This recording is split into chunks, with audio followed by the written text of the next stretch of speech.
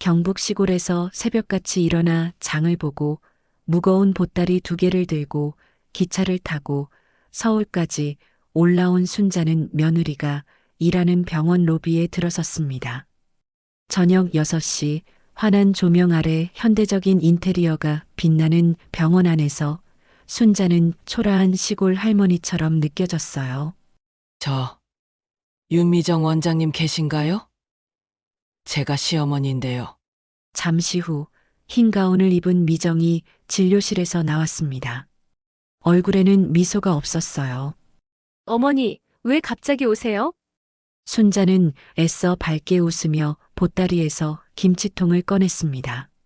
추석인데 고생하는구나 싶어서 김치 좀 가져왔어. 내가 좋아하는 맛으로 담갔어. 하지만 미정은 김치통을 받지 않았습니다. 오히려 주위를 둘러보며 작은 목소리로 날카롭게 쏘아붙였어요. 어머니, 여기 병원이에요. 냄새 나잖아요. 순자의 손이 허공에 그대로 멈춰버렸습니다. 주변 직원들의 시선이 일제히 순자에게 쏠렸어요. 데스크에 앉아있던 간호사들이 고개를 돌려 쳐다봤고 복도를 지나가던 직원들도 멈춰 섰습니다. 미안해. 그럼 집에 가서 기다릴게. 고개를 숙인 채 병원 로비를 빠져나오는 순자의 뒷모습은 초라하고 외로워 보였습니다. 사연 시작 전에 구독과 좋아요부터 꾹 눌러주세요. 여러분의 손길 하나가 2배의 행복으로 돌아옵니다. 알림 설정까지 하시면 다음 이야기를 누구보다 빨리 만나실 수 있어요.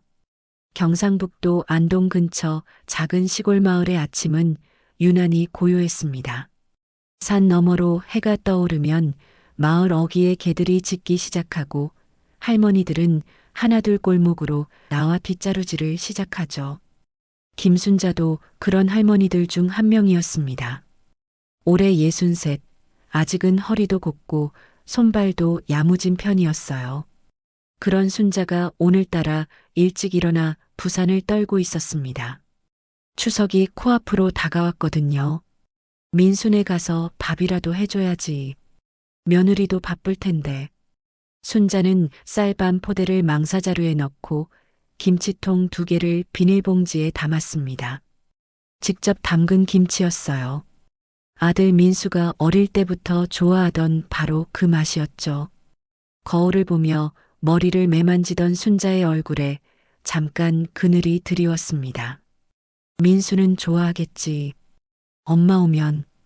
그렇게 중얼거리면서도 순자의 가슴 한편에는 묘한 불안감이 자리 잡고 있었어요. 며느리 미정의 얼굴이 떠올랐기 때문입니다. 미정은 의사였어요. 서울에서 큰 병원을 운영하고 있었죠. 순자는 며느리가 자랑스러웠지만 동시에 어딘가 불편했습니다. 미정은 늘 바빴고 명절 때도 어머니, 저희가 올라갈게요라는 말은 한 번도 하지 않았거든요. 마을 입구 시장에는 추석을 앞두고 사람들이 제법 많았습니다. 순자는 과일 가게 앞에 멈춰 섰어요. 이모, 배 한 박스 주세요. 큰 걸로요. 어디 가시게? 서울. 아들네 가야죠. 과일 가게 주인 아주머니가 배를 골라주다 문득 물었어요. 며느리가 의사라면서요? 그럼 바쁘겠네. 옆에 있던 할머니가 끼어들었습니다. 의사 며느리 두면 시어머니 무시당한다던데. 우리 집 옆집도 그래. 순자는 더 이상 듣고 싶지 않았습니다. 배 한 박스를 들고 황급히 자리를 떴어요. 귀가 따갑고 가슴이 답답했습니다. 그래도 우리 민수는 아니야. 민수는 착해. 순자는 시장을 돌며 장바구니를 채웠습니다. 전 부칠 부침가루, 국 끓일 사골, 나물 무칠 재료들. 집으로 돌아와 짐을 꾸리니 큰 보따리 2개가 만들어졌어요. 이걸 어떻게 들고 가지? 버스를 타고 안동역으로 다시 기차를 타고 서울로 향했습니다. 순자는 핸드폰을 꺼내 아들에게 문자를 보냈어요. 민수야, 엄마 오늘 올라간다. 저녁 때쯤 도착할 거야. 하지만 한참이 지나도 답장은 없었습니다. 기차 안에서 순자는 잠시 눈을 붙였어요. 꿈속에서 어린 민수가 보였습니다. 초등학교 운동회 날 달리기에서 1등한 민수가 순자에게 달려와 안기던 모습. 엄마, 나 1등 했어. 그래, 우리 아들 최고야. 하지만 꿈은 금방 깨졌습니다. 기차가 서울역에 도착한 거예요. 지하철을 타고 강남으로 갔습니다. 며느리 미정이 운영하는 병원에 들러 인사라도 하고 가려고 했거든요.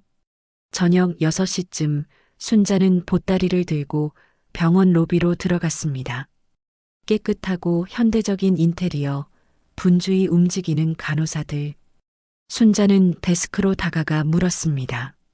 저 윤미정 원장님 계신가요? 예약 있으세요? 아니요. 제가 시어머니인데요. 간호사는 당황한 표정으로 내선 전화를 걸었어요. 전화기 너머로 미정의 목소리가 들렸습니다. 짜증 섞인 목소리였어요. 지금요? 왜요? 잠시 후 흰 가운을 입은 미정이 진료실에서 나왔습니다. 얼굴에는 미소가 없었어요. 어머니, 왜 갑자기 오세요? 추석 이잖니. 고생하는구나 싶어서. 순자는 보따리에서 김치통 하나를 꺼냈습니다. 김치 좀 가져왔어. 내가 좋아하는 맛으로. 하지만 미정은 받지 않았습니다. 오히려 주위를 둘러보며 작은 목소리로 쏘아붙였어요. 어머니, 여기 병원이에요. 냄새 나잖아요. 순자의 손이 멈췄습니다. 김치통을 든 손이 허공에 그대로 멈춰 있었어요. 그리고 왜 미리 연락 안 하세요? 저 지금 환자 봐야 해요. 주변 직원들의 시선이 일제히 순자에게로 쏠렸습니다. 데스크 직원들이 수군거리는 소리가 들렸어요. 순자는 얼굴이 화끈거렸습니다. 귀까지 붉어졌죠. 미안해. 그럼 집에 가서 기다릴게. 순자는 떨리는 손으로 김치통을 다시 보따리에 넣었습니다. 눈가가 뜨거웠지만 눈물은 참았어요. 고개를 숙인 채 병원을 나왔습니다. 괜찮아. 바빠서 그런 거야. 순자는 스스로를 다독이며 아들의 아파트로 향했습니다. 지하철을 타고 버스를 갈아타고 한참을 걸어서 도착한 고층 아파트. 순자는 비밀번호를 눌러 현관문을 열었습니다. 아직 아무도 집에 없었어요. 집안은 깨끗했지만 어딘가 삭막한 느낌이었습니다. 순자는 소매를 걷어붙이고 청소를 시작했어요. 먼지를 닦고 바닥을 쓸고 화장실을 닦았습니다. 그리고 부엌으로 가서 저녁 준비를 시작했죠. 냉장고를 열어보니 재료가 별로 없었습니다. 순자는 가져온 재료로 국을 끓이고 전을 부치기 시작했어요. 부침개가 노릇노릇하게 익어가는 동안 순자는 잠깐 손을 멈추고 창밖을 바라봤습니다. 서울의 밤 풍경이 화려하게 펼쳐져 있었어요. 수많은 불빛들이 반짝이고 있었죠. 하지만 순자의 마음은 그 어느 때보다 어두웠습니다. 병원에서 겪은 일이 자꾸 떠올랐거든요. 며느리의 차가운 눈빛, 냄새 나잖아요 라던 그 말, 주변 사람들의 곁눈질. 내가 뭘 잘못했나? 순자는 눈물을 훔쳤습니다. 하지만 곧 고개를 저었어요. 아니야. 민수 보면 괜찮아질 거야. 그렇게 순자는 밤늦도록 부엌에서 음식을 만들었습니다. 아들과 며느리를 위해서, 자신을 냉대한 며느리를 위해서라도 순자는 최선을 다해 음식을 준비했어요. 그게 순자가 할 수 있는 유일한 일이었으니까요. 밤 9시가 넘어서야 현관문이 열리는 소리가 들렸습니다. 순자는 부엌에서 황급히 뛰쳐나갔어요. 아들 민수가 들어서고 있었습니다. 정장 차림의 민수는 피곤한 얼굴이었지만 순자에게는 그저 반가웠어요. 민수야, 엄마, 언제 오셨어요? 민수는 놀란 표정으로 물었습니다. 반가움보다는 당황스러움이 먼저 묻어났어요. 순자는 그 표를 못 본 척하며 밝게 웃었습니다. 오늘 왔지. 문자 안 받니? 아, 미안해요. 회의하느라 못 봤어요. 민수는 가방을 내려놓으며 집안을 둘러봤습니다. 깨끗하게 정돈된 거실, 부엌에서 풍기는 음식 냄새. 민수의 표정이 미묘하게 변했어요. 엄마, 청소하셨어요? 응. 오니까 좀 어질러져 있더라. 밥도 해놨어. 배고프지? 아니요, 괜찮아요. 회사에서 먹었어요. 순자의 얼굴에 실망이 스쳤습니다. 하지만 금방 미소를 지으며 말했어요. 그래도 국이랑 전은 먹어야지. 엄마가 내가 좋아하는 거 다 만들었어. 민수는 난처한 표정으로 시계를 봤습니다. 그때 또다시 현관문이 열렸어요. 며느리 미정이 들어섰습니다. 미정은 순자를 보자마자 얼굴을 굳혔어요. 어머니, 집에 계셨네요. 응. 미정아, 고생 많았지? 미정은 대답 대신 신발을 벗으며 민수에게 물었습니다. 오신다고 연락 받았어요? 아니, 나도 몰랐어. 두 사람의 대화를 듣는 순자의 가슴이 철렁 내려앉았습니다. 마치 자신이 무단 침입자라도 된 것처럼 느껴졌거든요. 순자는 애써 밝은 목소리로 말했어요. 깜짝 선물이지 뭐. 추석인데 음식 해주려고. 미정은 거실로 들어가며 소파에 앉았습니다. 그리고 한숨을 크게 쉬었어요.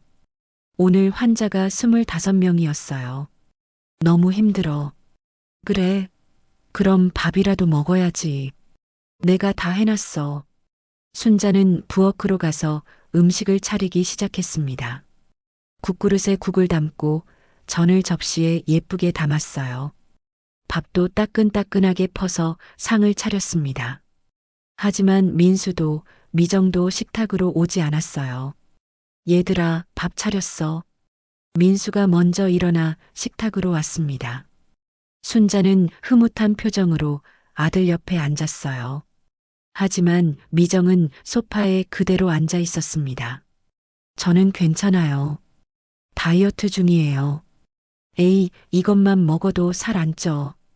엄마가 기름기 쫙 빼서 만들었어. 됐어요. 피곤해서 그냥 씻고 잘래요. 미정은 그렇게 말하고는 안방으로 들어가 버렸습니다. 순자는 멍하니 닫힌 방문을 바라봤어요. 가슴이 답답했습니다. 민수는 젓가락을 들어 전을 하나 집어 먹었어요. 하지만 맛있다는 말은 하지 않았습니다. 엄마 오시려면 미리 연락 좀 하세요. 왜? 깜짝 선물인데. 그래도요. 저희도 스케줄이 있잖아요. 순자는 아무 말도 하지 못했습니다. 목이 메었거든요. 민수는 밥을 몇 숟가락 떠먹더니 일어섰어요. 전방에서 일 좀 해야 해서요. 먼저 들어갈게요. 그래. 민수가 방으로 들어가자 식탁에는 순자 혼자만 남았습니다. 정성껏 차린 음식들이 그대로 있었어요. 순자는 식탁을 바라보다가 눈물이 주르륵 흘러내렸습니다. 참으려고 했지만 참을 수가 없었어요. 내가 뭘 잘못했지. 순자는 눈물을 닦고 일어나 설거지를 시작했습니다. 남은 음식들을 하나하나 용기에 담았어요. 그리고 싱크대를 깨끗이 닦았습니다. 손을 움직이는 동안에도 눈물은 계속 흘러내렸죠. 설거지를 마치고 거실 소파에 앉았습니다. 어디서 자야 할지 막막했어요. 안방에는 민수와 미정이 있고 작은 방은 민수의 서재로 쓰이고 있었거든요. 순자는 소파에 그대로 누웠습니다. 하룻밤만 참자. 하지만 잠은 오지 않았습니다. 천장을 바라보며 순자는 생각했어요. 왜 이렇게 됐을까? 내가 뭘 잘못했을까? 병원에서 며느리가 했던 말이 귓가에 맴돌았습니다. 냄새 나잖아요. 그 말이 칼처럼 순자의 가슴을 찔렀어요. 새벽 2시쯤 순자는 몸을 일으켰습니다. 화장실에 갔다가 부엌으로 가서 물을 마셨어요. 그때 안방 문틈으로 작은 불빛이 새어나오는 게 보였습니다. 민수와 미정이 아직 안 자고 있는 것 같았어요. 순자는 무심코 귀를 기울였습니다. 여보, 어머니 언제까지 계실 거래? 미정의 목소리였습니다. 글쎄, 내일 여쭤볼게. 진짜 답답해 죽겠어. 왜 미리 연락도 안 하고 오는 거야? 엄마가 원래 그래. 이해해줘. 이해? 나도 힘든데 무슨 이해를 해. 내일 또 병원 가야 하는데 집에 어머니 계시면 신경 쓰여 죽겠어. 순자는 그 자리에 얼어붙었습니다. 숨소리마저 죽인 채 벽에 등을 기댔어요. 다리에 힘이 풀렸습니다. 조금만 참아. 추석 지나면 가실 거야. 지금도 벌써 답답한데. 그리고 어머니, 왜 자꾸 병원에 오시는 거야? 직원들 앞에서 창피하게. 미안해. 내가 엄마한테 말할게. 말만 하지 말고 확실히 해줘. 나도 사람이야. 시어머니라고 해서 무조건 참을 순 없어. 순자는 더 이상 듣고 싶지 않았습니다. 조용히 소파로 돌아와 누웠어요. 눈물이 베개를 적셨습니다. 가슴이 너무 아팠어요. 내가 짐이구나. 내가 며느리한테 짐이구나. 그 생각이 머릿속을 떠나지 않았습니다. 그날 밤 순자는 한숨도 자지 못했습니다. 천장만 멍하니 바라보며 밤을 지새웠어요. 창밖으로 동이 트기 시작했습니다. 서울의 아침이 밝아오고 있었지만 순자의 마음은 점점 더 어두워지고 있었습니다. 아침 6시 순자는 소파에서 몸을 일으켰습니다. 눈은 퉁퉁 부어 있었고 온몸이 뻐근했어요. 하지만 가만히 있을 수가 없었습니다. 순자는 부엌으로 가서 아침 준비를 시작했어요. 냉장고에 있는 재료로 된장찌개를 끓이고 어젯밤 남은 전을 데웠습니다. 그래도 아침은 먹고 가야지. 순자는 혼잣말을 하며 상을 차렸습니다. 정성껏 밥을 푸고 반찬을 예쁘게 담았어요. 그때 민수가 방에서 나왔습니다. 출근 준비를 마친 모습이었죠. 엄마, 벌써 일어나셨어요? 응. 아침 먹고 가렴. 아니요, 괜찮아요. 회사에서 먹을게요. 에이, 아침은 먹어야지. 금방이야. 순자가 민수의 팔을 잡아 끌려는 순간 안방에서 미정이 나왔습니다. 미정은 순자를 보자 표정이 굳었어요. 어머니, 또 음식 하셨어요? 아침이니까. 너희 먹고 가라고. 저희 안 먹는다니까요. 아침 안 먹어요, 원래. 미정의 목소리는 차갑고 날카로웠습니다. 순자는 움찔했어요. 그래도 아침은 됐어요. 그리고 어머니, 굳이 안 하셔도 돼요. 저희가 알아서 해요. 미정은 그렇게 말하고는 현관으로 향했습니다. 민수도 난처한 표정으로 뒤따라갔어요. 순자는 식탁 앞에 멍하니 서 있었습니다. 민수야. 엄마, 저 출근해야 해서요. 나중에 봬요. 그래. 현관문이 닫히는 소리가 들렸습니다. 순자는 혼자 남겨졌어요. 정성껏 차린 아침상이 텅 빈 식탁 위에 놓여 있었습니다. 순자는 그대로 주저앉아 울음을 터뜨렸어요. 왜 이러는 거야? 내가 뭘 잘못했어? 한참을 울고 나서야 순자는 몸을 일으켰습니다. 음식을 치우고 설거지를 했어요. 그리고 거실 소파에 앉아 멍하니 시간을 보냈습니다. 갈 곳도 없었고 할 일도 없었어요. 그저 시간만 흘러갔습니다. 점심때쯤 순자는 배가 고팠지만 밥을 먹을 기운이 없었습니다. 냉장고를 열어봤지만 입맛이 당기는 게 없었어요. 그냥 물만 마시고 다시 소파에 앉았습니다. 오후 3시쯤 현관 초인종이 울렸습니다. 순자는 놀라 일어나 문을 열었어요. 택배 기사였습니다. 김순자 고객님 맞으세요? 네, 맞아요. 등기 우편이요. 여기 사인 부탁드려요. 순자는 영문도 모른 채 사인을 했습니다. 택배기사가 건넨 두툼한 봉투를 받아들었어요. 발신인은 법무법인이었습니다. 순자는 고개를 갸우뚱하며 봉투를 뜯었어요. 서류가 여러 장 들어 있었습니다. 순자는 안경을 쓰고 천천히 읽기 시작했어요. 첫 장은 부동산 등기부등본이었습니다.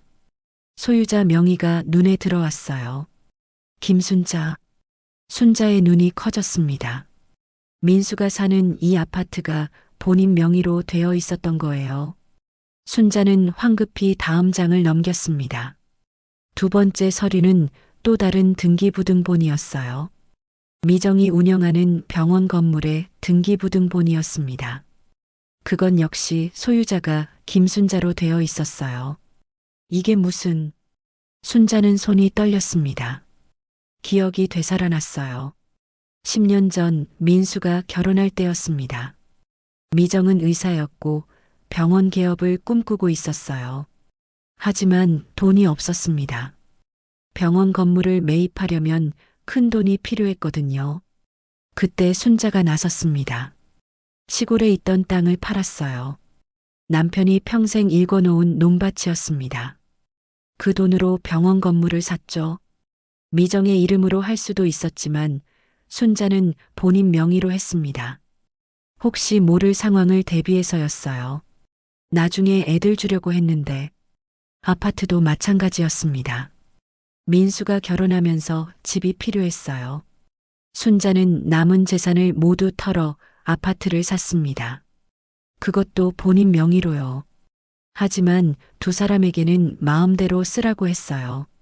관리비도 세금도 모두 순자가 냈습니다. 내가 다 해줬는데. 순자는 서류를 꽉 쥐었습니다. 손이 부들부들 떨렸어요.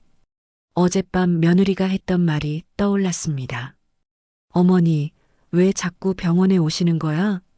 시어머니라고 해서 무조건 참을 순 없어. 내 병원인데, 내 집인데. 순자의 가슴에 뜨거운 무언가가 치밀어 올랐습니다. 분노였어요. 평생 참고 살았던 순자였지만 이번만큼은 참을 수가 없었습니다. 내가 뭐가 잘못됐어? 내가 왜 구박받아야 해? 순자는 서류를 가슴에 꼭 안았습니다. 그리고 결심했어요. 오늘 저녁 민수와 미정이 돌아오면 이야기를 해야겠다고, 진실을 말해야겠다고. 저녁 6시가 되자 순자는 부엌에서 저녁을 준비했습니다. 하지만 이번에는 마음가짐이 달랐어요. 며느리 눈치를 보지 않았습니다. 당당하게 음식을 만들었어요. 김치찌개를 끓이고 생선을 구웠습니다. 7시쯤 민수가 먼저 돌아왔습니다. 그리고 30분 뒤 미정도 들어왔어요. 두 사람은 피곤한 표정이었습니다. 밥 차렸어. 같이 먹자. 순자의 목소리는 평소와 달리 단호했습니다. 민수는 고개를 끄덕이며 식탁에 앉았어요. 미정은 내키지 않는 표정이었지만 순자의 눈빛을 보고는 어쩔 수 없이 자리에 앉았습니다.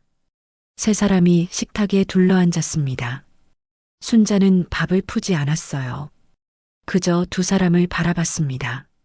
민수가 불편한 듯 물었어요. 엄마, 왜 그래요? 민수야, 미정아. 너희한테 할 말이 있어. 순자는 품속에서 등기부등본을 꺼냈습니다. 그리고 식탁 위에 펼쳐 놓았어요. 미정의 얼굴이 하얗게 질렸습니다. 이게 뭐예요? 오늘 받았어. 등기 우편으로. 민수가 서류를 집어들었습니다. 눈을 크게 뜨며 중얼거렸어요. 이게 엄마 명의로 되어 있네. 그래. 이 집도 내 병원도 다 내 거야. 정적이 흘렀습니다. 미정은 입술을 깨물며 순자를 노려봤어요. 민수는 당황한 표정으로 어머니와 아내를 번갈아 봤습니다. 순자는 담담하게 말을 이었어요. 10년 전 내가 시골 땅 팔아서 너희 병원 샀어. 이 아파트도 내 돈으로 샀지. 명의만 내 걸로 해둔 거야. 미정이 떨리는 목소리로 물었습니다. 그걸 왜 이제 말씀하세요? 순자는 미정을 똑바로 쳐다봤습니다. 어젯밤 너희 대화 다 들었어. 미정의 얼굴이 새하얗게 질렸습니다. 민수는 젓가락을 든 손을 멈추고 어머니를 바라봤어요. 순자는 두 사람의 반응을 지켜보며 천천히 입을 열었습니다. 내가 짐이라고 했지? 병원에 왜 자꾸 오냐고 했고, 시어머니라고 무조건 참을 순 없다고도 했어. 어머니, 미정이 떨리는 목소리로 말했지만 순자는 손을 들어 막았습니다. 다 들었어. 벽 하나 사이에 두고 너희가 한 말 전부 다. 민수가 황급히 끼어들었어요. 엄마, 그게 아니라. 아니긴 뭐가 아니니? 내 아내가 나를 어떻게 생각하는지 이제 알겠더라. 귀찮은 존재, 냄새나는 시골 할망구. 순자의 목소리는 떨렸지만 단호했습니다. 미정은 고개를 숙인 채 아무 말도 하지 못했어요. 민수는 난처한 표정으로 서류를 내려다봤습니다. 엄마, 이건 형식적으로 엄마 명의로 해둔 거잖아요. 실제로는 저희가 형식? 내 땅 팔아서 산 게 형식이니? 순자는 목소리를 높였습니다. 평생 참고 살았던 순자였지만 이번만큼은 참을 수가 없었어요. 민수야, 내가 의대 다닐 때 돈이 얼마나 들었는지 아니? 등록금, 생활비, 책값. 내가 논밭 팔아가며 됐어. 그때 한 번도 힘들다는 소리 안 했지. 그건 감사하게 생각해요. 감사? 말로만 하는 감사가 무슨 소용이니? 순자는 미정을 향해 고개를 돌렸습니다. 미정아, 내가 병원 개업할 때 얼마나 걱정했는지 아니? 건물주한테 쫓겨날까봐, 월세 못 낼까봐. 그래서 내가 땅 팔아서 건물을 산 거야. 너 편하게 일하라고. 미정은 입술을 깨물며 고개를 들었습니다. 그건 제가 부탁한 적 없어요. 순자는 허탈하게 웃었습니다. 부탁을 안 했어?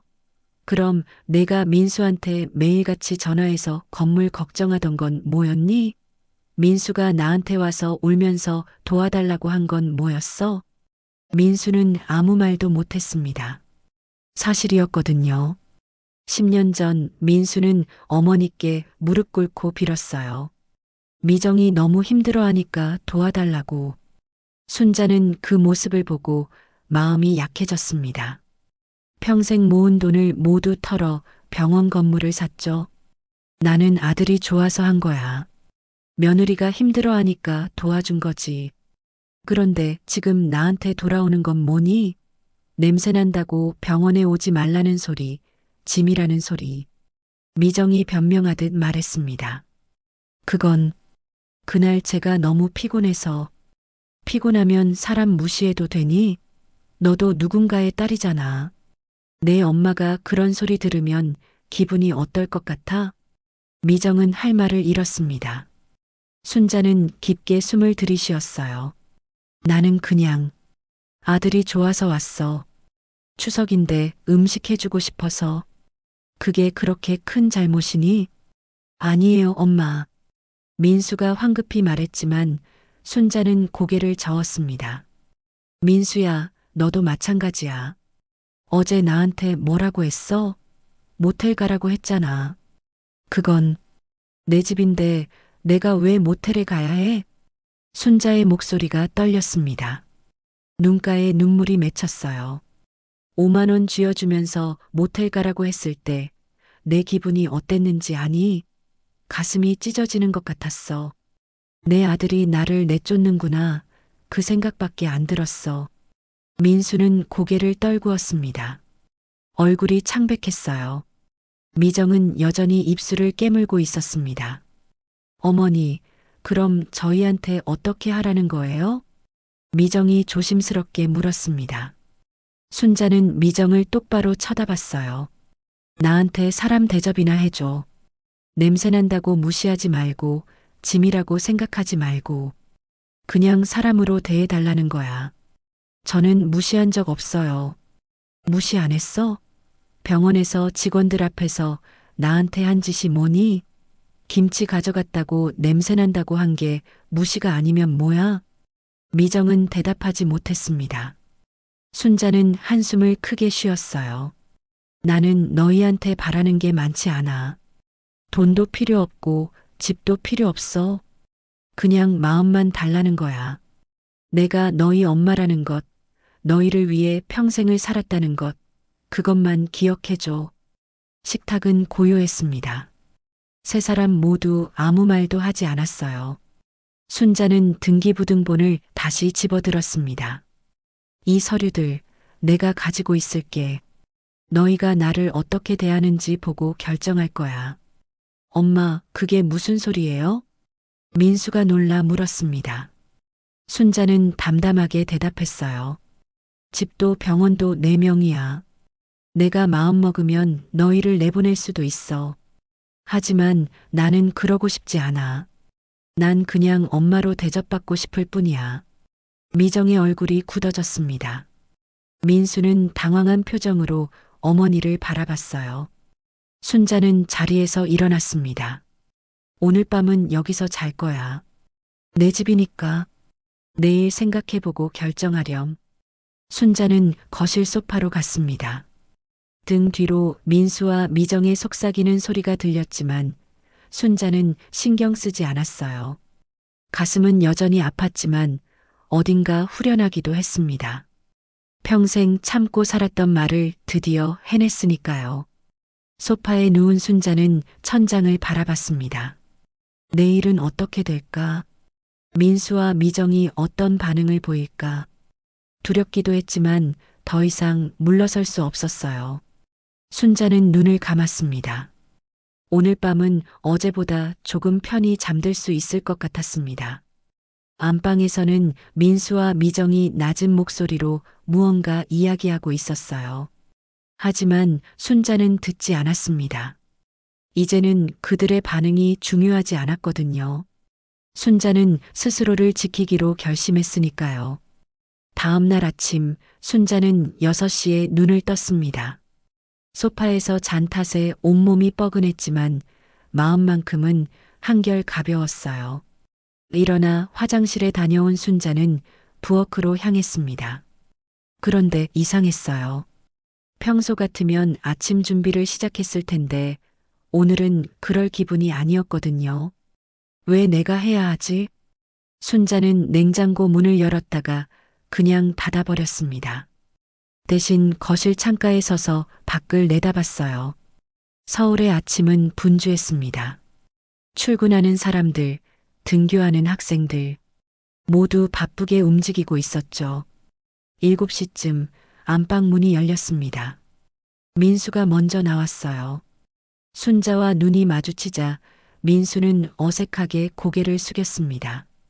엄마, 주무셨어요? 응. 짧은 대답이었습니다. 민수는 더 말을 걸지 못하고 화장실로 향했어요.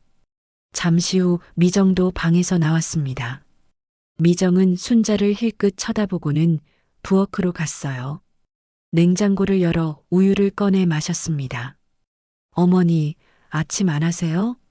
미정이 물었습니다. 순자는 소파에 앉은 채 대답했어요. 오늘은 안 할 거야. 너희가 알아서 해먹어. 미정의 표정이 미묘하게 변했습니다. 민수가 화장실에서 나와 어색한 분위기를 감지했어요. 그럼 저희 그냥 나가서 먹을게요. 그래라. 두 사람은 서둘러 출근 준비를 했습니다. 평소보다 빨리 집을 나섰어요. 현관문이 닫히자 순자는 깊은 한숨을 쉬었습니다. 이제 어떻게 해야 하나? 순자는 핸드폰을 꺼냈습니다. 고향 친구 영숙에게 전화를 걸었어요. 신호음이 몇 번 울리더니 영숙이 받았습니다.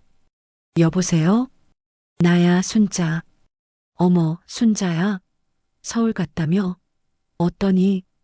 순자는 잠시 망설이다가 입을 열었습니다. 영숙아, 나 힘들어. 왜? 무슨 일 있어? 순자는 지난 이틀간 있었던 일을 털어놨습니다. 병원에서 당한 일, 모텔 가라던 아들의 말, 며느리가 자신을 짐이라고 한 것까지. 영숙은 중간중간 한숨을 쉬며 들었어요. 아이고, 순자야. 그걸 어떻게 참았어? 참아야지 뭐. 그래도 어제 다 말했어. 집도 병원도 네 명이라고. 잘했어. 당연히 그래야지. 내가 얼마나 고생해서 마련한 건데. 영숙의 말에 순자는 눈시울이 붉어졌습니다. 근데 영숙아, 나 이제 어떻게 해야 할까? 여기 있기도 그렇고 그냥 내려가자니. 내려와. 거기서 뭐하게. 구박받으면서 있을 필요 없어. 그래도 추석인데. 추석이 뭐가 중요해. 내 마음이 편한 게 더 중요하지. 순자는 영숙과 한참을 통화했습니다. 이야기를 나누다 보니 마음이 조금 가벼워졌어요. 전화를 끊고 순자는 결심했습니다. 오늘 안에 집으로 돌아가기로. 그래, 여기는 내 곳이 아니야. 순자는 짐을 꾸리기 시작했습니다. 가져온 보따리에 옷가지를 넣었어요. 그런데 부엌에 남아있는 김치와 반찬들이 눈에 들어왔습니다. 순자는 잠시 망설이다가 그대로 두기로 했어요. 먹고 싶으면 먹겠지. 짐을 다 꾸린 순자는 거실을 둘러봤습니다. 깨끗이 청소해둔 집, 정성껏 만들어둔 음식들. 하지만 이제 그런 것들이 무의미하게 느껴졌어요. 오후 2시쯤 순자는 메모를 하나 남겼습니다. 식탁 위에 올려놨어요. 민수야, 엄마 먼저 내려간다. 추석 잘 보내거라. 집 열쇠는 두고 간다. 메모를 쓰면서도 눈물이 났지만 순자는 꾹 참았습니다. 보따리를 들고 현관문을 나섰어요. 뒤돌아보지 않았습니다. 그냥 앞만 보고 걸었죠. 엘리베이터를 타고 내려가는 동안 순자의 가슴은 무거웠습니다. 하지만 동시에 후련하기도 했어요. 더 이상 눈치 볼 필요가 없었으니까요. 아파트 단지를 나서는데 갑자기 뒤에서 누군가 순자를 불렀습니다. 어머니. 순자는 깜짝 놀라 돌아봤습니다. 미정이 헐레벌떡 달려오고 있었어요. 순자는 당황했습니다. 미정아, 넌 병원 간 거 아니었니? 회의 취소돼서 일찍 왔어요. 미정은 숨을 헐떡이며 순자 앞에 섰습니다. 얼굴이 빨갛게 상기되어 있었어요. 어디 가세요? 집에 가려고. 너희 방해하기 싫어서. 어머니. 미정은 순자의 보따리를 보며 입술을 깨물었습니다. 순자는 미정을 피해 걸으려 했어요. 하지만 미정이 순자의 팔을 붙잡았습니다. 어머니, 죄송해요. 순자는 걸음을 멈췄습니다. 미정의 목소리가 떨리고 있었어요. 제가 정말 잘못했어요. 순자는 미정을 돌아봤습니다. 미정의 눈에 눈물이 가득 고여 있었어요. 어머니가 저한테 해주신 것들 저도 알아요. 병원도 집도 다 어머니 덕분이라는 거. 근데 저는 그걸 당연하게 생각했어요. 미정아, 제가 너무 이기적이었어요. 어머니를 사람으로 대한 게 아니라 그냥 불편한 존재로만 봤어요. 정말 죄송해요. 미정은 고개를 숙였습니다. 눈물이 뚝뚝 떨어졌어요. 순자는 미정을 바라보며 가슴이 먹먹해졌습니다. 미정아, 고개 들어. 어머니, 나는 내가 미워서 저런 말한 게 아니야. 그냥 너무 서러웠어. 내가 평생 모은 걸 다 너희한테 줬는데 돌아오는 건 무시와 냉대뿐이었잖니. 미정은 눈물을 닦으며 고개를 끄덕였습니다. 제가 정말 잘못했어요. 다시 기회를 주세요. 제가 달라질게요. 순자는 한숨을 쉬었습니다. 마음이 복잡했어요. 며느리의 눈물이 진심인지 아니면 집과 병원 때문인지 알 수 없었거든요. 미정아, 나는 너한테 바라는 게 많지 않아. 그냥 사람 대접만 해줘. 그것만으로도 충분해. 네, 어머니. 꼭 그렇게 할게요. 두 사람은 한동안 말없이 서 있었습니다. 바람이 불어와 순자의 머리카락을 흩날렸어요. 순자는 보따리를 내려놓고 미정을 바라봤습니다. 그럼 한 번 더 믿어볼까? 미정은 고개를 끄덕이며 환하게 웃었습니다. 하지만 순자의 마음 한편에는 여전히 의심이 남아 있었어요. 이 눈물이 진짜인지 아니면 연기인지 순자는 알 수 없었습니다. 미정의 권유로 순자는 다시 집으로 돌아갔습니다. 보따리를 들고 엘리베이터를 타는 순자의 마음은 복잡했어요. 정말 미정이 달라질까? 아니면 그저 순간의 감정일 뿐일까? 순자는 알 수 없었습니다. 집에 들어서자 미정이 부엌으로 갔습니다. 어머니, 제가 점심 준비할게요. 내가? 순자는 놀라 물었습니다. 미정이 집에서 요리하는 걸 본 적이 거의 없었거든요. 미정은 어색하게 웃으며 냉장고를 열었어요. 서툴지만 해볼게요. 순자는 거실 소파에 앉아 미정을 지켜봤습니다. 미정은 라면을 끓이기 시작했어요. 물을 붓고 스프를 넣고 면을 넣었습니다. 서툰 손놀림이었지만 나름 정성스러워 보였어요. 어머니, 다 됐어요. 미정이 라면 2그릇을 들고 왔습니다. 순자는 젓가락을 들었어요. 한 입 먹어보니 짰습니다. 스프를 너무 많이 넣은 것 같았어요. 하지만 순자는 내색하지 않았습니다. 맛있네. 정말요? 제가 요리를 잘 못해서. 괜찮아. 정성이 중요하지. 두 사람은 말없이 라면을 먹었습니다. 어색한 침묵이 흘렀어요. 미정이 먼저 입을 열었습니다. 어머니, 제가 그동안 정말 죄송했어요. 됐어. 이미 사과했잖니. 아니에요. 제대로 말씀드리고 싶어요. 미정은 젓가락을 내려놓았습니다. 저는 어머니를 정말 무시했어요. 의사라는 직업 때문에 교만했던 것 같아요. 시골에서 오신 어머니가 창피했어요. 직원들 앞에서. 순자는 아무 말 없이 미정을 바라봤습니다.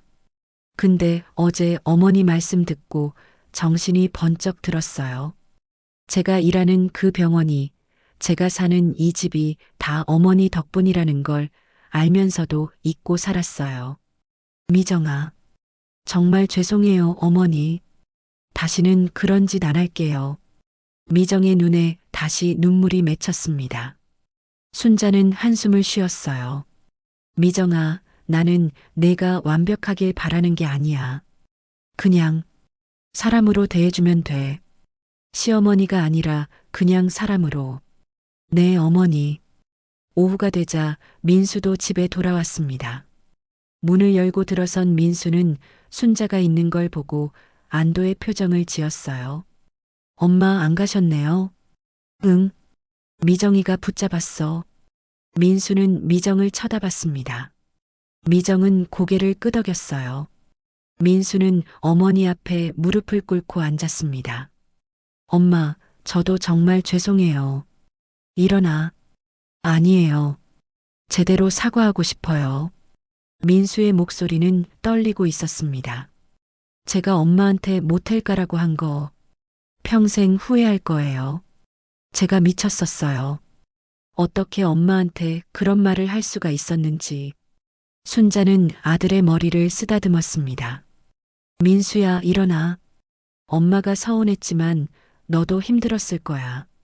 아니에요. 변명의 여지가 없어요. 엄마가 저 때문에, 저희 때문에 얼마나 고생하셨는데. 민수는 눈물을 흘렸습니다. 순자도 눈가가 뜨거워졌어요.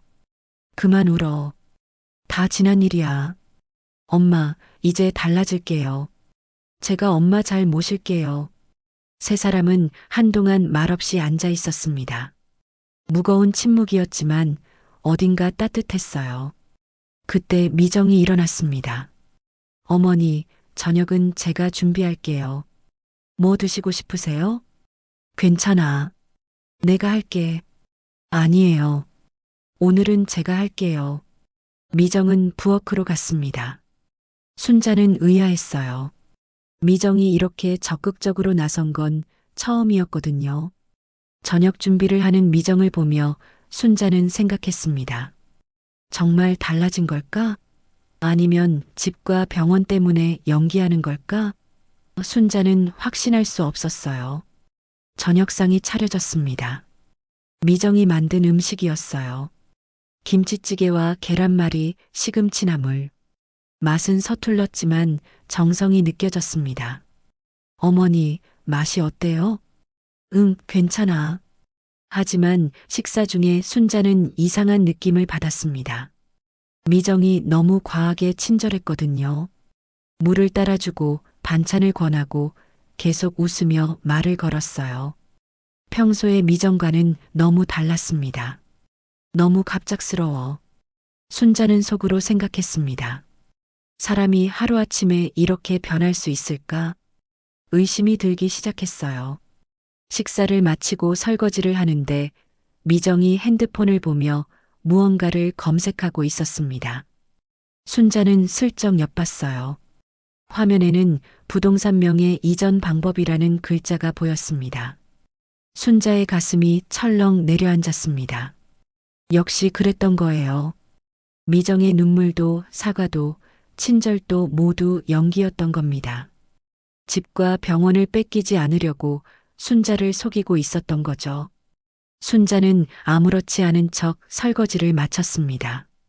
하지만 가슴은 무너져 내리고 있었어요. 배신감이 밀려왔습니다. 역시 사람은 안 변하는구나. 밤이 되자 순자는 다시 소파에 누웠습니다. 민수가 안방 문을 열고 나왔어요. 엄마 안방에서 주무세요. 제가 소파에서 잘게요. 괜찮아. 나는 여기가 편해. 아니에요. 엄마가 안방에서 주무셔야죠. 민수는 고집했지만 순자는 고개를 저었습니다. 됐어. 나는 여기서 잘 거야. 민수는 더 이상 말하지 못하고 방으로 들어갔습니다. 순자는 홀로 남았어요. 한밤중 순자는 안방에서 새어나오는 목소리를 들었습니다. 민수와 미정이 대화하고 있었어요. 여보, 명예 이전하는 거 알아봤어? 미정의 목소리였습니다. 응. 근데 엄마가 동의해야 해. 어떻게든 설득해야지. 이대로 두면 불안해. 순자는 이를 악물었습니다. 역시 그랬던 겁니다. 미정의 사과도 눈물도 모두 거짓이었어요. 순자는 눈물을 흘리며 천장을 바라봤습니다. 내가 왜 이럴까? 왜 속았을까? 그날 밤 순자는 다시 한번 깊은 절망에 빠졌습니다. 아들과 며느리를 믿었던 자신이 바보처럼 느껴졌어요. 순자는 결심했습니다. 내일 아침 아무 말 없이 집을 나가기로. 이번에는 정말로 돌아오지 않기로. 다음 날 새벽 순자는 조용히 짐을 챙겼습니다. 보따리를 들고 현관문 앞에 섰어요. 마지막으로 집 안을 둘러봤습니다. 자신이 피땀 흘려 마련한 집. 하지만 이제는 낯선 곳처럼 느껴졌어요. 문고리를 잡으려는 순간 안방 문이 열렸습니다. 민수가 나왔어요. 엄마, 어디 가세요? 순자는 놀라 돌아봤습니다. 민수는 잠옷 차림이었어요. 집에 가려고. 왜요? 어제 괜찮았잖아요. 순자는 쓴웃음을 지었습니다. 괜찮긴 뭐가 괜찮아. 나는 이제 가야겠다. 엄마. 그때 미정도 방에서 나왔습니다. 미정은 순자의 보따리를 보고 황급히 다가왔어요. 어머니, 왜 이러세요? 미정아, 그만하자. 나도 지쳤어. 순자의 목소리는 담담했지만 눈빛은 차가웠습니다. 어젯밤에 너희 대화 다 들었어. 명예 이전하는 거 알아봤다며? 민수와 미정의 얼굴이 하얗게 질렸습니다. 미정이 입을 열었어요. 어머니, 그건. 그만해. 변명 듣기 싫어. 순자는 고개를 저었습니다. 어제 내가 온 것도 사과한 것도 다 거짓이었구나. 집과 병원 때문이었어. 나는 또 속았어. 아니에요, 어머니. 미정이 다급하게 외쳤습니다. 제 마음은 진심이었어요. 정말로 죄송했어요. 진심? 진심이면 명예 이전 같은 소리를 하니? 순자의 목소리가 높아졌습니다. 그동안 참았던 감정이 폭발하는 것 같았어요.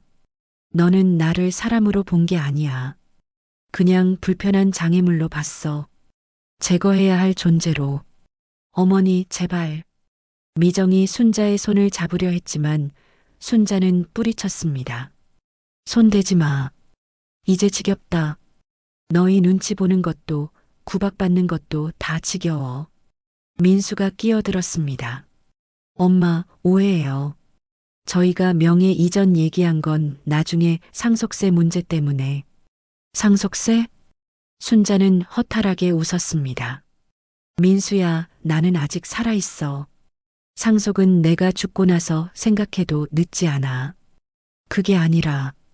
됐어. 더 이상 말하지 마. 순자는 현관문을 열었습니다. 그런데 미정이 문 앞을 막아섰어요. 어머니, 안 돼요. 이렇게 가시면 안 돼요. 비켜. 싫어요. 어머니가 오해하시는 거예요. 미정의 눈에 눈물이 가득 고였습니다. 하지만 순자는 더 이상 속지 않았어요. 오해가 아니야. 내가 똑똑히 들었어. 너희가 뭘 원하는지 다 알아. 순자는 미정을 밀어내고 밖으로 나갔습니다. 엘리베이터를 타고 내려가는 동안 뒤에서 민수가 따라왔어요. 엄마, 제발 들어보세요. 하지만 순자는 돌아보지 않았습니다. 엘리베이터 문이 닫혔어요. 민수의 절박한 표정이 문틈으로 보였지만 순자는 외면했습니다. 아파트 로비로 내려온 순자는 한숨을 크게 쉬었습니다.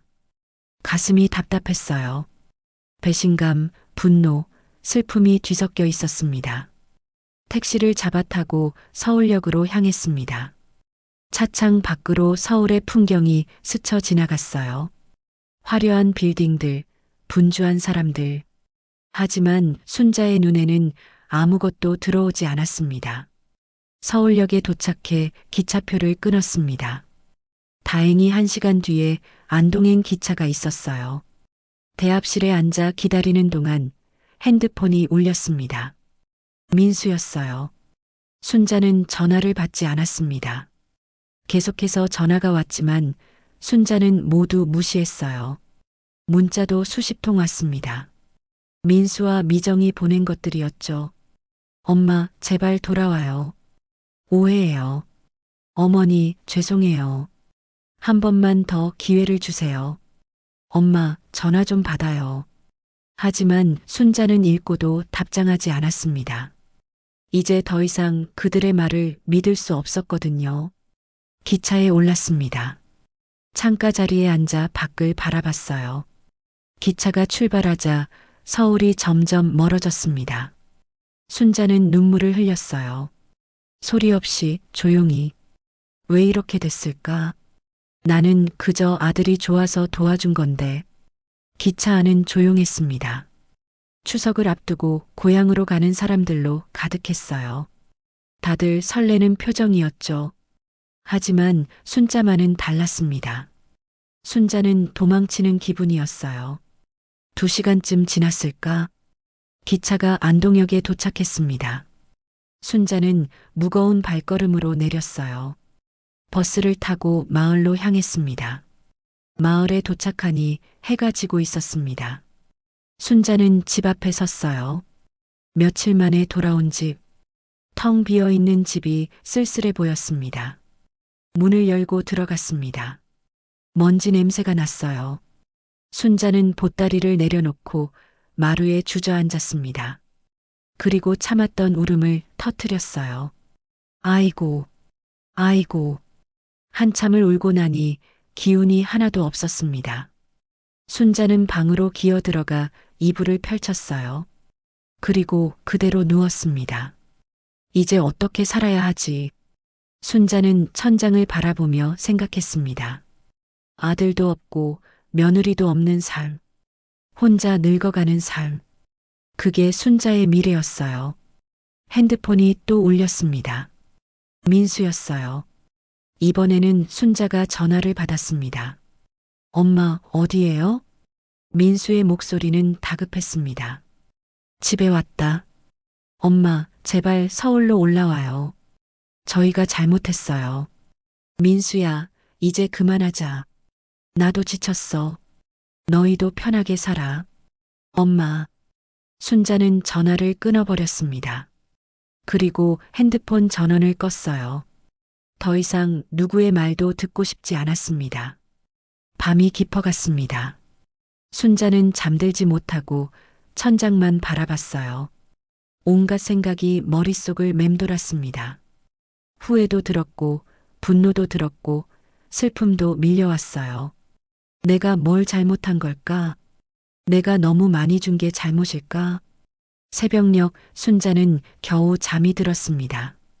꿈속에서 어린 민수가 보였어요. 순자의 손을 잡고 웃고 있는 민수. 순자는 꿈속에서도 울었습니다. 사흘이 지났습니다. 순자는 집에서 나오지 않았어요. 밥도 제대로 먹지 않고 그저 방 안에 누워 있었습니다. 핸드폰 전원은 계속 꺼져 있었죠. 이웃들이 걱정해서 찾아왔지만 순자는 문을 열어주지 않았어요. 순자야, 괜찮니? 문 좀 열어봐. 영숙의 목소리가 들렸지만 순자는 대답하지 않았습니다. 그저 이불을 뒤집어 쓰고 누워 있었어요. 나흘째 되는 날 아침 문 두드리는 소리가 들렸습니다. 이번에는 영숙이 아니었어요. 순자는 귀찮았지만 일어나 문을 열었습니다. 문 밖에 민수가 서 있었습니다. 그리고 그 옆에 미정도 함께였어요. 두 사람은 큰 짐가방을 들고 있었습니다. 엄마. 민수의 얼굴은 수척해 있었어요. 며칠간 잠을 제대로 못 잔 것 같았습니다. 미정도 마찬가지였죠. 화장기 없는 얼굴, 푸석한 피부. 왜 왔니? 순자의 목소리는 차가웠습니다. 엄마, 저희 얘기 좀 들어주세요. 들을 거 없어. 돌아가. 순자가 문을 닫으려 하자 민수가 문을 붙잡았어요. 엄마, 제발요. 딱 한 번만요. 순자는 한숨을 쉬며 문을 열어주었습니다. 두 사람이 집 안으로 들어왔어요. 순자는 마루에 앉았고 민수와 미정도 마주보고 앉았습니다. 그래, 무슨 할 말이 있는데? 민수가 먼저 입을 열었습니다. 엄마, 그날 밤 명예 이전 얘기한 건 진짜 엄마를 위해서였어요. 나를 위해? 순자는 비웃듯 물었습니다. 명의가 엄마로 되어 있으면 나중에 세금이 많이 나와요. 그래서 미리 저희 명의로 바꿔놓으면 엄마한테도 좋고 저희한테도 좋으니까. 그만해. 변명 듣기 싫다고 했잖아. 순자가 말을 끊었습니다. 그러자 미정이 나섰어요. 어머니, 저는 정말로 반성했어요. 어머니한테 한 짓들이 너무 부끄러워서 며칠 동안 한숨도 못 잤어요. 그래. 순자는 무표정하게 대꾸했습니다. 미정은 계속 말했어요. 병원 문 닫았어요. 뭐? 순자는 놀라 미정을 쳐다봤습니다. 일주일간 휴진 공고냈어요. 직원들한테도 휴가 줬고요. 어머니 찾으러 오려고요. 미정아, 저는 진심이에요, 어머니. 어머니가 저를 믿어주실 때까지 여기 있을 거예요. 미정의 눈빛은 진지했습니다. 순자는 말문이 막혔어요. 민수도 말했습니다. 저도 회사 일주일 휴가 냈어요. 엄마, 저희가 정말 잘못했어요. 엄마 없이는 못 살겠어요. 순자의 눈가가 뜨거워졌습니다. 하지만 쉽게 마음을 열 수 없었어요. 너희가 뭘 잘못했는지는 아니? 네, 엄마. 민수가 고개를 끄덕였습니다. 엄마를 사람으로 대하지 않았어요. 그냥 돈 대주는 사람, 음식 해주는 사람으로만 봤어요. 엄마의 마음은 생각하지 않았어요. 미정도 이어서 말했습니다. 저도 알아요. 제가 어머니를 너무 무시했어요. 병원에서 창피하다고 한 것, 냄새난다고 한 것, 짐이라고 생각한 것. 다 제 잘못이에요. 순자는 두 사람을 번갈아 보았습니다. 진심인 것 같았어요. 하지만 여전히 의심이 남아 있었습니다. 그래서 이제 어떻게 하겠다는 거니? 민수가 짐가방을 열었습니다. 그 안에는 서류 뭉치가 들어 있었어요. 엄마, 이거 명예 이전 서류예요. 아파트랑 병원 건물 모두 엄마 명예 그대로 둘 거예요. 저희는 손대지 않을게요. 그리고 이건 각서예요. 미정이 종이 한 장을 꺼냈습니다. 앞으로 어머니를 함부로 대하거나 무시하면 모든 재산을 포기하겠다는 내용이에요. 제가 직접 썼어요. 순자는 각서를 받아 읽어봤습니다. 미정의 손글씨로 빼곡히 쓰여 있었어요. 반성문 같기도 하고 다짐 같기도 했습니다. 이게 무슨 의미가 있니? 어머니한테 제 진심을 보여드리고 싶었어요. 순자는 각서를 내려놓았습니다. 그리고 한참을 침묵했어요. 두 사람은 긴장한 표정으로 순자를 바라봤습니다. 미정아, 민수야. 순자가 입을 열었습니다. 나는 너희한테 재산이 중요한 게 아니야. 각서도 필요 없어. 나는 그냥. 순자의 목소리가 떨렸습니다. 너희 마음이 필요해. 엄마를 사랑하는 마음. 그것만 있으면 돼. 민수가 순자의 손을 잡았습니다. 엄마, 저 사랑해요. 세상에서 제일 사랑해요. 미정도 다가와 순자의 다른 손을 잡았어요. 어머니, 저도 마음 다해서 모실게요. 진짜 딸처럼 모실게요. 순자는 더 이상 참지 못하고 눈물을 흘렸습니다. 민수와 미정도 함께 울었어요. 세 사람은 한참 동안 그렇게 안고 울었습니다. 그래. 한 번 더 믿어볼게. 이번이 마지막이야. 네, 엄마. 실망시키지 않을게요. 그날 저녁 순자는 세 사람분의 저녁을 준비했습니다. 이번에는 미정도 함께 부엌에 섰어요. 서툰 솜씨였지만 정성껏 도왔습니다. 민수는 상을 차렸고요. 밥상 앞에 둘러앉았습니다. 순자는 두 사람의 얼굴을 보며 생각했어요. 정말 달라질까? 아직은 확신할 수 없었습니다. 하지만 믿어보기로 했어요. 잘 먹겠습니다. 세 사람이 함께 손을 모았습니다. 순자는 오랜만에 따뜻한 기분을 느꼈어요. 며칠 뒤 미정이 전화를 걸어왔습니다. 어머니, 올해 추석에는 제가 병원 문 닫고 내려갈게요. 민수랑 같이요. 그래. 네. 그리고 어머니, 손주 보여드리고 싶어요. 아기 가졌어요. 순자의 얼굴에 환한 미소가 번졌습니다. 정말이니? 네, 어머니. 태교도 도와주세요. 전화를 끊고 순자는 창밖을 바라봤습니다. 가을 햇살이 따스했어요.